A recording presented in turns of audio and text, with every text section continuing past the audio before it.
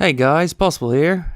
Today I got a video on how to hide your various social media platform passwords, and it'll also allow you to make more complex versions that would hopefully make it very hard for brute force programs to work out.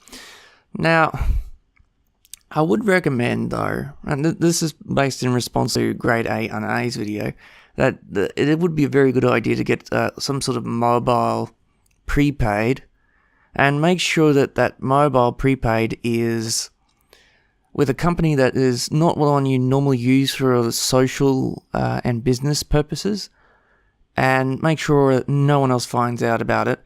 The reality is that unfortunately, when it comes to identifying you with whatever company that you might be with phone-wise, they ask very little, and this information can be found almost anywhere on the internet. It's just not, it's insane.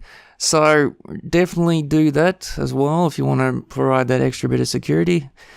On to the video, we've got a way where we're going to make it a little bit more complex and a little bit harder, but easier for you to implement long and complicated passwords. Now what this will enable you to do is to hide your passwords inside a picture file, a JPG format. Now they'll only work with this particular format, so I wouldn't try PNG or any others. And I'm also going to explain something about here, just with the passwords themselves. What you do is you just make up your own password, but also include symbols, lowercase, uppercase, and numbers, and randomize it. Do not make it phrases or words. And once you've done that, and add them for each and every one, you'll get a piece of paper as well, and alongside this you're going to type out brackets and put some sort of random name or character or whatever here, and on that piece of paper I mentioned, you're going to take that piece of paper and write down what that means in terms of social media platform. So if you, in this case, Yada, okay, well that would mean Twitch or YouTube. And do that for your social media platforms, and make sure on the piece of paper you know which one means what. And that should solve that, and that will allow you to provide that little bit inside the file itself. But the real security comes from being hidden in the picture file. Now, on that piece of paper, there's one more thing you're going to have to do. You're going to write a main password, and that main password is going to be used to put a password into what is called a WinRAR archive. Now, you will need to get that program if you don't already have it. Normally, I find that a lot of people do, for the obvious purposes. It's a commonly used way of compressing various file formats. However, if you don't, do get it. And what you're going to do is you're going to right-click, and then you're going to go and add archive. And then you would lock it and then set a password.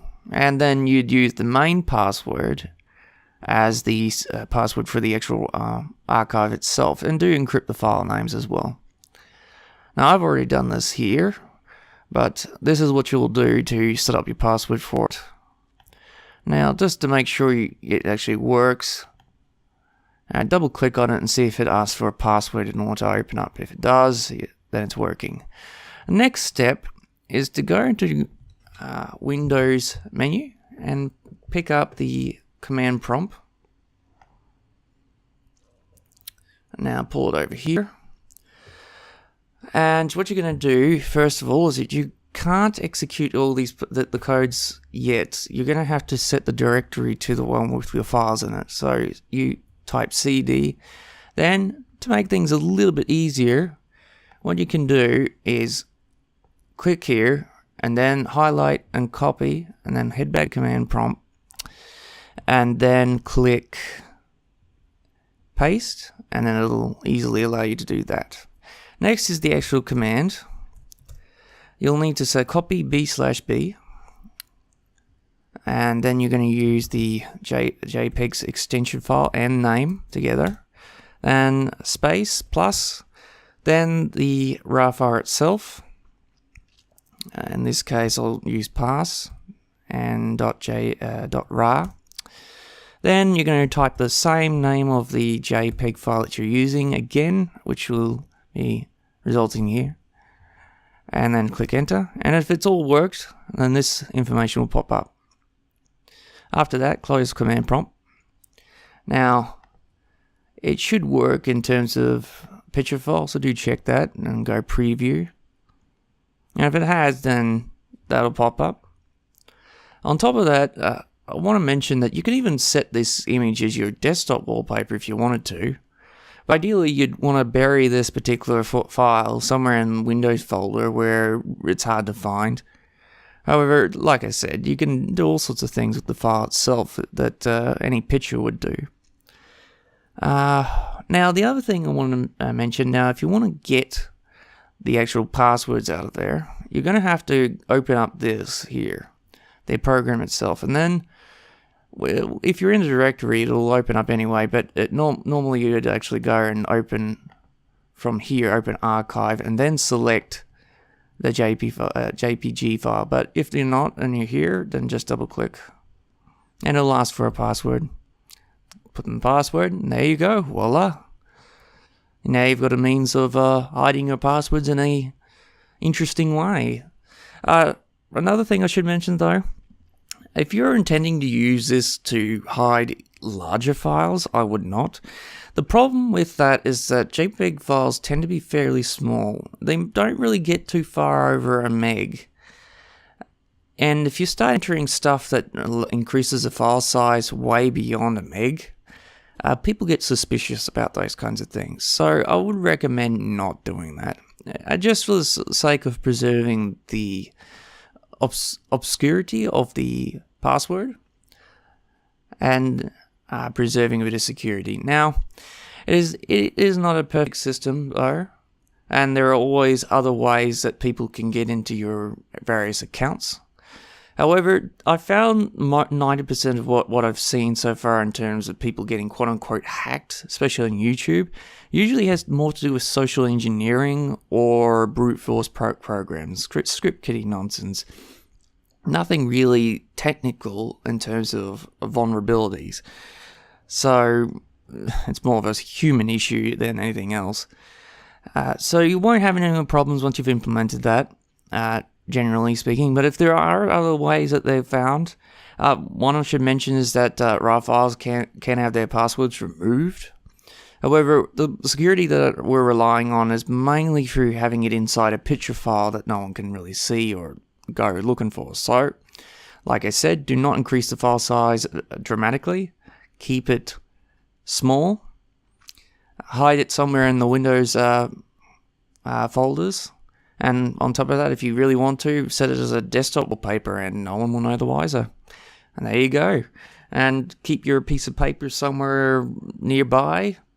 And hopefully by doing so, you'll provide that little bit of extra security you want.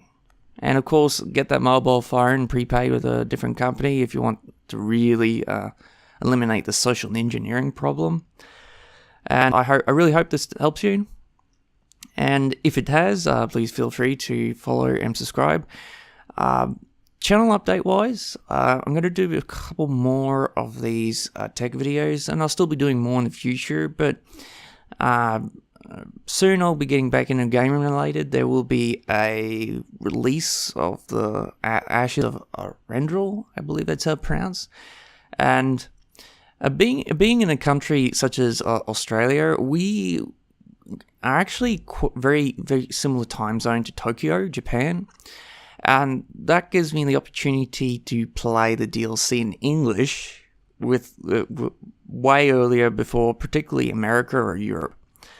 And, well, if it is the same case scenario, such as with the old Huntress DLC, as it was the year before, I should be able to stream it probably roughly about 7 to 8 hours before anyone else tends to get it, or say Japanese will get it around the same time as me. So if you're interested and you want to see that particular DLC being played out to however hours I can stay up for, then feel free to pop on into my Twitch. I'll also be recording a HD quality. However, at the moment, I'm not quite equipped to record the audio I'm talking as well, largely because I also use the PS4 camera. I'm looking at using my Yeti mic in some format to hopefully get around that problem, but it won't be the best fix until I start picking up a bit more of the cables I need to fix that problem. But I'll have a HD 60 frames to upload to YouTube as an archive for anyone else who's interested. Well, that's me possible. I hope to see you there on the 25th, or roughly about the 24th, or especially for US. And I'll see you guys on the next one.